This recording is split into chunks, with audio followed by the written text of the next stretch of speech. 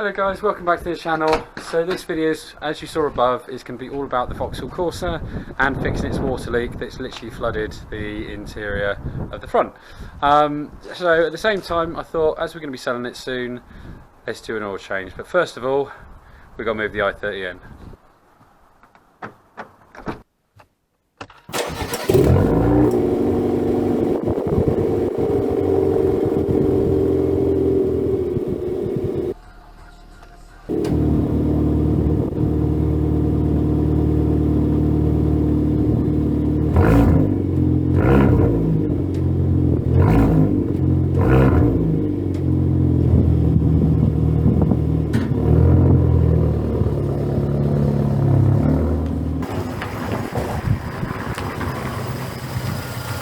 So as some of you might be aware, the Vauxhall Corsa is very prone to having a water leak right by where the master cylinder actually is, because there's basically a rubber seal that goes around it, and as you can imagine, 2005, 2006, rubber perishes over time, so it's obviously perished at some point and it's basically letting water in. So that's what we're going to fix today, and then we're also going to give it a service while we're at it, like I said just before.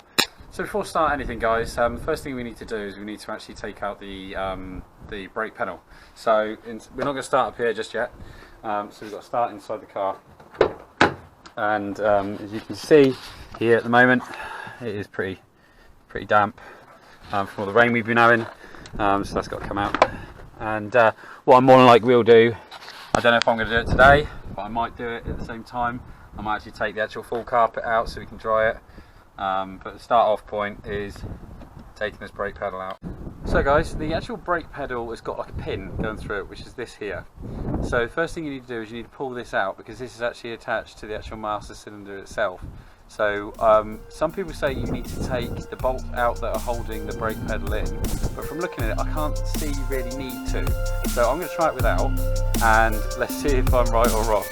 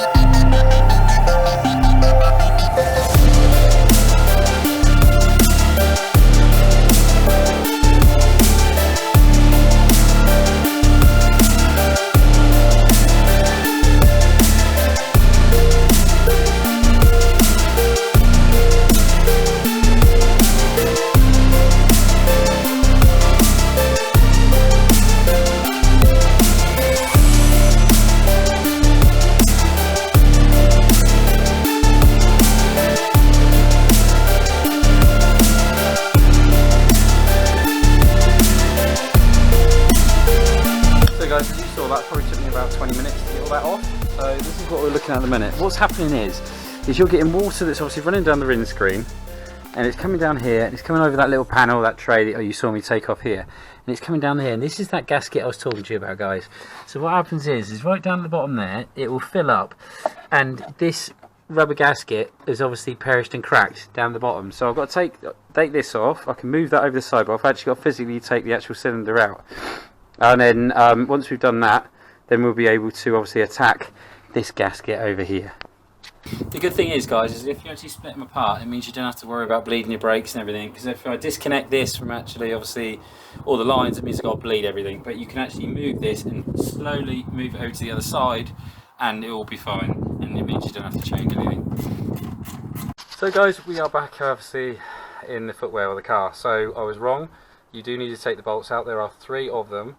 One's very difficult to get to, but we'll find a way of doing it. But I'll show you where they are. So, if you look over under here, guys, you'll see you've got one just up there. You've got another one hidden just behind. That's the one that's going to be difficult to get to. And you've got another one just over there Guys, so it's actually 2 bolts that you need to remove, not 4, which I was led to believe. And I'll show you exactly where they are now. But it's one of the things, you start something off and then you realise that. So there we have it, guys, it's all out. So like I said a moment ago, it's the 2 bolts here, it's the top and bottom one, and you remove that. And like I say, that's where now I'll show you down in here. So here we are, guys, so this is that rubber I was telling you about. You can see down there, look how dirty and ringing it is. And it seems like, yeah, there you go, look. That's what's happened. It is split just there, and that's where all the water's coming in. And it's coming in at quite some rate. I can understand why now. So as always, guys, the trusty trim puller.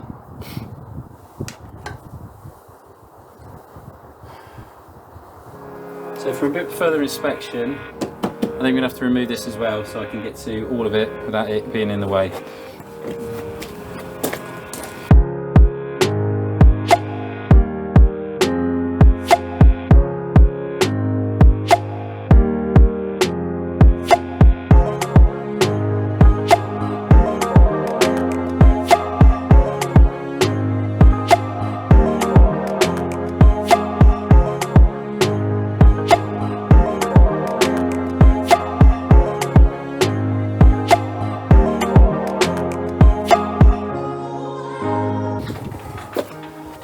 So guys, all I'm doing now is, there's a load of crap down at the bottom, so I'm just going to wash it through because there's a little gully here that all the leaves and stuff blow out of. So it's clean, the gully is clean, so I'm just going to blow it all through.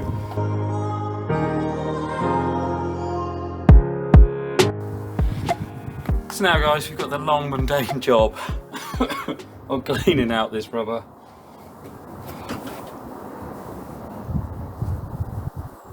So guys, now what we're going to do is I've cleaned it with some fairy liquid and water just to go around to get it to degrease, and it's now I'm going to dry it off with some kitchen roll, and then to make sure I've got absolutely everything of it, to make sure it's 100% dry, air dry everything.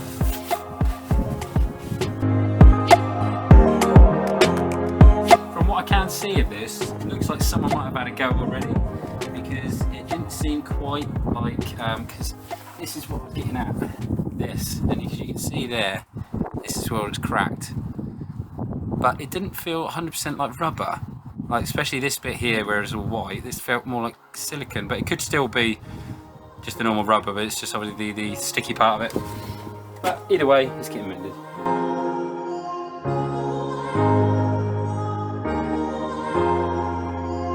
Here we are now, guys. As you can see, it's all been cleaned up. There are obviously bits and pieces here and there and what have you, but it's not too bad. That will be all fine because the bottom down there is absolutely perfect, and there's a little bits there just around here, but once we put a load of silicone on, it will look absolutely spot on.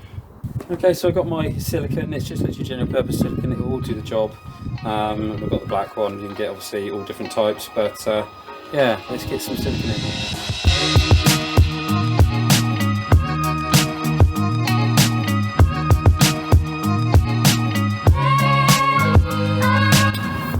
So there we are, guys. It's not the most prettiest of jobs, I must admit, but like I say, you're not going to see it, but it is literally, I got a glove and I literally pushed it all into that crease.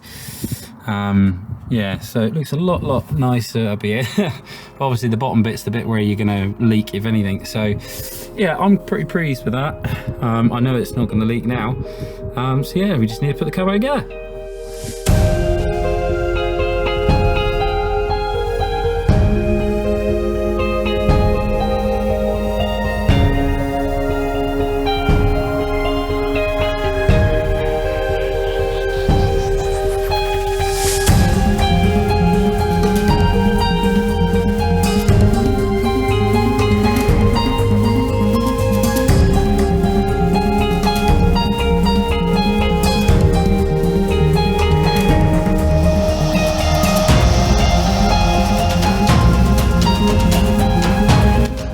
Guys, so all done. To be fair, it's only taken probably what, a couple of hours and a couple of little niggly bits, but to be fair, it's pretty straightforward.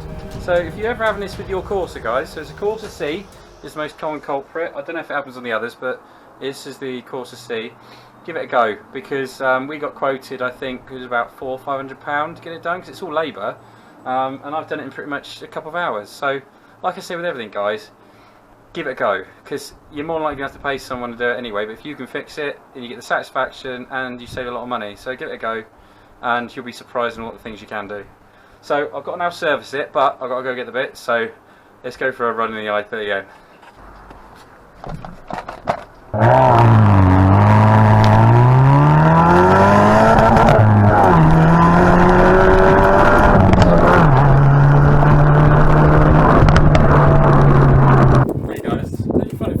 Sometimes when you get ready to do a job and that job has that one nut or one bolt for that one tool that you just do not have.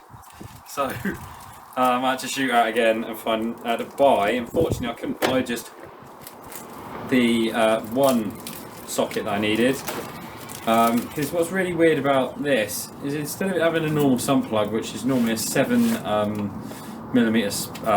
nut, it actually has, what do they call these? Like a star nut, so you need a T45, which is that one, which is quite rare. So not a lot of toolkits have them, so I just had to buy a whole new load just for that one thing. Never mind. Okay. Oops, wrong one. Right, let's crack on and get this sump plug out.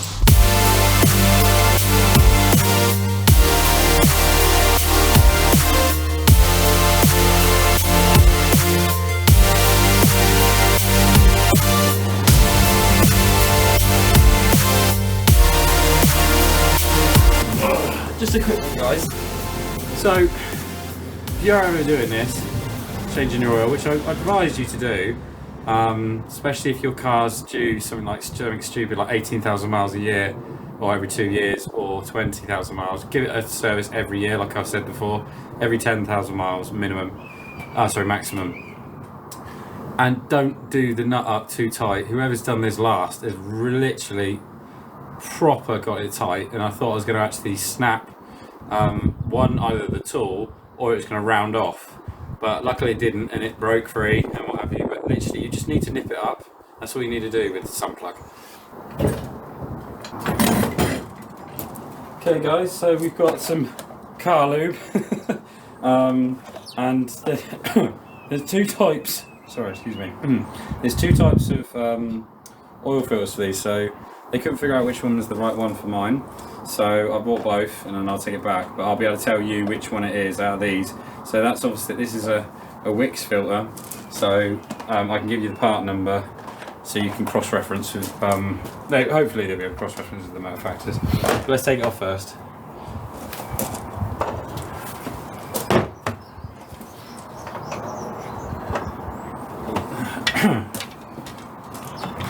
And the nut you'll need to take the oil filter off will be a 32mm.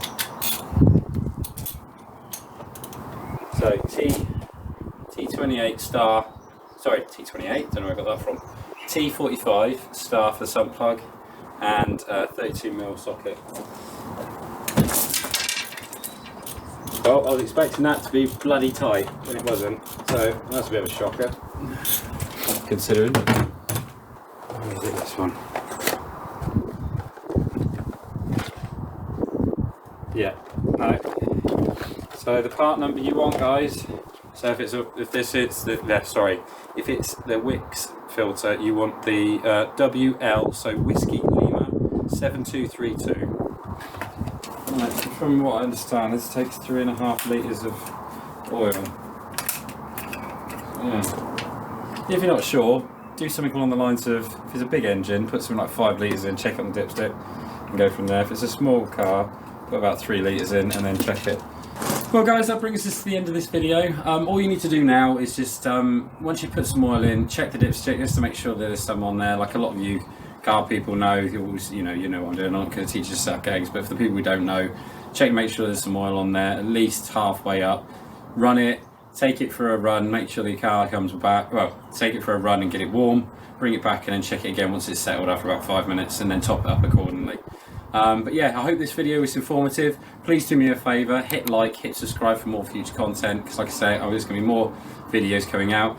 that is the last time you'll probably see the Corsa, because it's going to be going, and like I said on my previous videos, there is going to be a project car coming up that is going to be fixed and it is going to be modified as well. So like we're coming towards that point now, guys, because like I say, the i30N is going to be getting modified, and so is the new future project car. So stay tuned, guys, and I'll see you in the next one. Ta-da.